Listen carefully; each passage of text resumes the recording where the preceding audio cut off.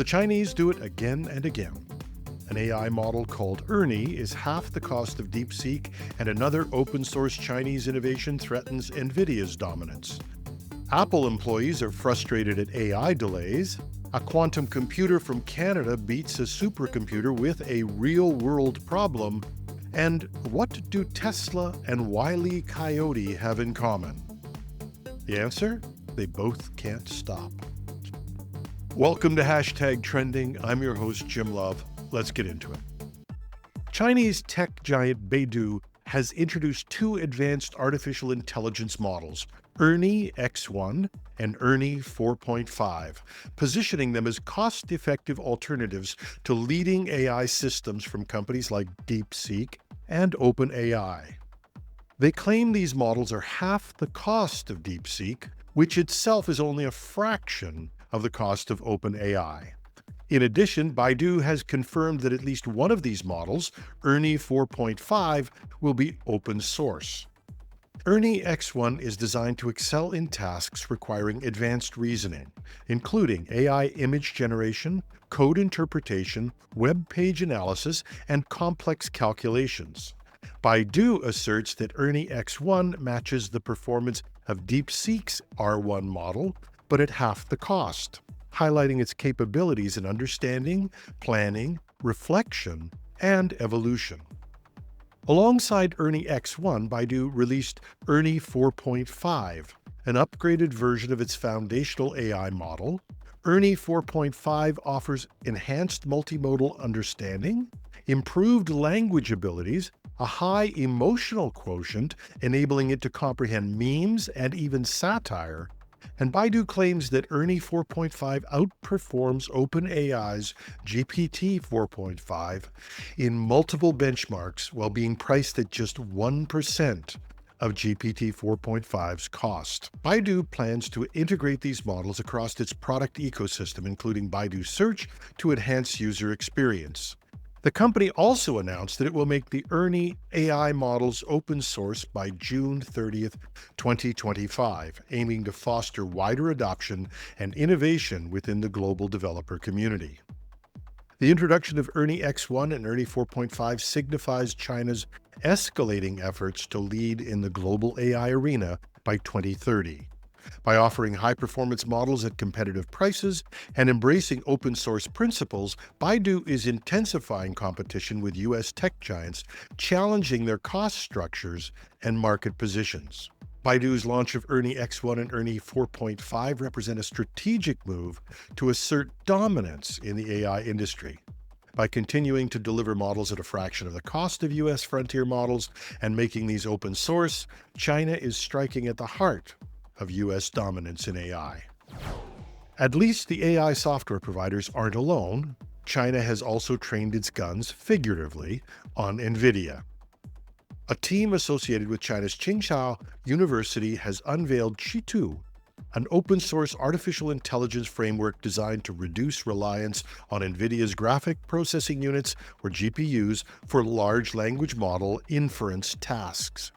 Developed by the startup Qingcheng.ai, founded in 2023 by Professor Zhe Jingdong and his students, Chitu supports various mainstream LLMs, including DeepSeek and Meta's Llama series. The framework has demonstrated a 315% increase in inference speed and a 50% reduction in GPU usage compared to foreign alternatives when tested with DeepSeek R1 on NVIDIA's A800 GPUs. Chitu's compatibility with Chinese-made chips offers a significant step towards technological self-sufficiency, challenging NVIDIA's dominance in the AI chip market. The recent news has been full of the troubles at Tesla, focused on Elon Musk's antics and his political profile, causing Tesla stock to plummet. But it appears that Musk has another key issue, his choice of technology in his self-driving cars. There have always been stories of failures of Tesla's self-driving mode, and there are at least 51 fatalities attributed to its use. How this ranks against standard automobiles is a matter of some contention. There's a wide difference in studies. One study done by IC Cars reported that Tesla has twice the number of fatal accidents as standard human-driven automobiles. Tesla themselves have claimed that their self-driving is 38% safer than a human driver. This perception of safety is hugely important to Tesla.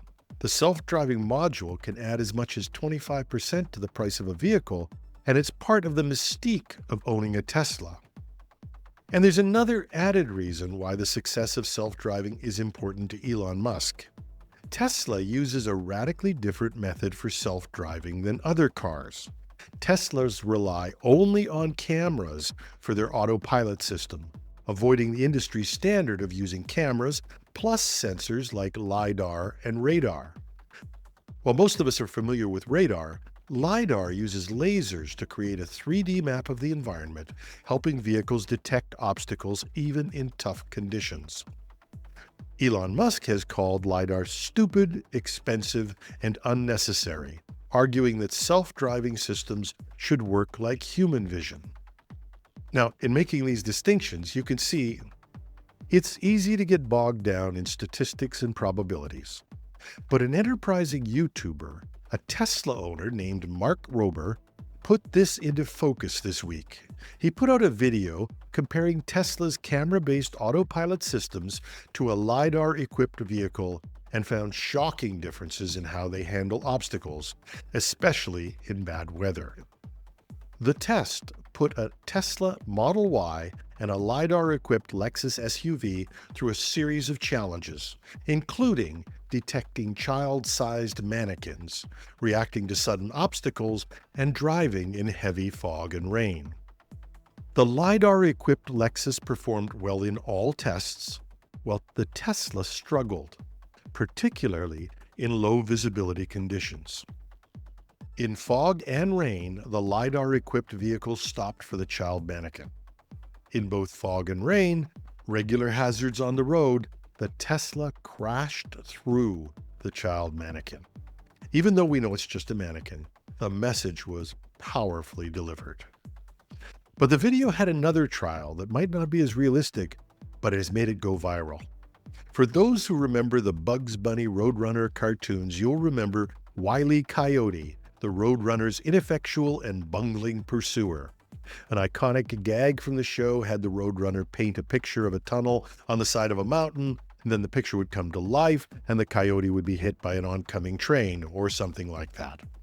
So in a part of the video that Rober called the Wile E. Coyote moment, he created a huge picture of a highway on a barrier placed across the road. And he drove his Tesla straight at the barrier, and it crashed right through the wall, fooled by the picture. None of the LiDAR-equipped cars would make this mistake. It's comical, iconic, and drove home the point, regardless of statistics. It also led to my opening joke, why are Wile E. Coyote and Tesla the same? Because neither one can stop.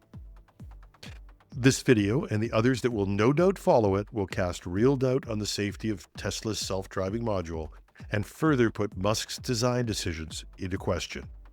There's a copy of the video at technewsday.com. It's in the top stories. You can find it right on the main page. Beep, beep. Apple employees are reportedly frustrated as delays in upgrading Siri with AI features have left the company struggling to keep up with its competitors. And although Apple is enormously secretive, stories have leaked out about internal tensions boiling over during a recent all-hands meeting where Siri team leader Robbie Walker called the situation ugly and embarrassing. Reports suggest that at least one-third of responses are incorrect, forcing Apple to delay the launch from this spring to sometime next year. This comes after Apple heavily promoted the improvements, including in TV ads, raising expectations both inside and outside the company. Rumors about OpenAI, Google's Gemini, and even a possible use of open-source DeepSeek that Apple is reportedly trying to use in China abound, but these don't seem to turn into any meaningful action or results. Employees working on Siri and AI development are reportedly burnt out, facing long hours and slow progress. Many are worried Apple is falling behind in the AI race, especially as companies like OpenAI, Google, and even Samsung push forward with advanced AI assistants. And to make things worse, Apple announced its AI initiative, Apple Intelligence, last year to great fanfare, but key features that integrate AI with user data securely are still missing. The setbacks are raising concerns about Apple's future in AI and frustrating employees who feel the company's delays are making it harder to compete. If Apple can't turn things around, staff morale may take an even bigger hit. And it looks like Amazon's Alexa model, itself subject to huge delays, will beat Apple to market. I guess it's no comfort or morale booster that even with all this work, a December 2024 survey from trade journal Cell found that 73% of iPhone owners found the company's new AI features add little or no value. Vancouver's D-Wave Quantum Inc. has announced a significant milestone in quantum computing, asserting that its quantum computer has achieved quantum supremacy by solving a practical, real-world problem more efficiently than traditional supercomputers. There have been stories of quantum computers supposedly outperforming the fastest supercomputers, but these have ultimately been mathematical puzzles chosen because of the challenge they present to supercomputers. And although these quantum computers do outperform the supercomputers by a quantum leap, pun intended, it's really just a novelty, no practical solution, just a mathematical problem. It's been these types of stories where quantum computing can calculate faster than a supercomputer, but for what purpose, that have led people like Jensen Huang from NVIDIA to say that real quantum computing was 15 to 30 years out. But this time, the quantum processor was focused on a real-world problem. In a peer-reviewed study published in the Journal of Science, D-Wave's Advantage 2 prototype quantum computer successfully simulated the behavior of complex magnetic materials known as spin glasses. The simulation was completed in approximately 20 minutes, a task that D-Wave claims would take a classical supercomputer nearly 1 million years to solve. Now, you can take the 1 million years with a grain of salt, but this achievement marks a pivotal moment in demonstrating the practical application of quantum computing. Unlike previous instances of quantum supremacy, which involved the abstract or theoretical problems, D-Wave's accomplishment addresses a tangible issue with direct relevance to materials science and other fields. Despite the announcement, some experts remain skeptical about the extent of D-Wave's claims. Critics argue that certain classical computing methods might still compete with or outperform quantum approaches in specific scenarios. The debate underscores the challenges in defining and validating quantum supremacy, with discussions focusing on the practical advantages of quantum computing over classical methods.